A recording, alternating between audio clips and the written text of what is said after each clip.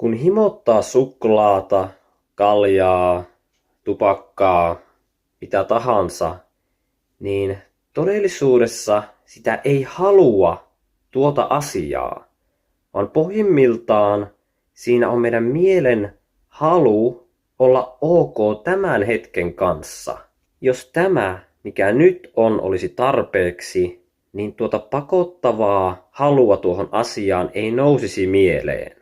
Pakottava tarve ja himo on eri asia kuin sisäinen ja aito inspiraatio.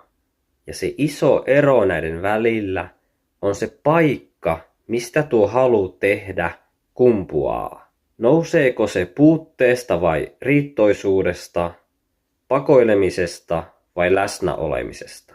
Kun sä oot keskellä pysäyttävää huippukokemusta, niin silloin ei ole tarvetta etsiä sitä tarpeeksi olemisen tunnetta jostain muualta, esim. Makeisista tai päihteistä tai mistä tahansa muusta. Mutta meidän ei kuitenkaan tarvitse etsiä toinen toistaan päräyttävimpiä kokemuksia ollaksemme tyytyväinen, vaan meillä on mahdollisuus löytää jokaisesta hetkestä jo siinä oleva riittoisuus ja rauha. Meditaation kautta voi huomata, kuinka kaiken tietoisen kokemuksen taustalla on sanoin kuvaamaton vapaus, josta ei puutu yhtikäs mitään.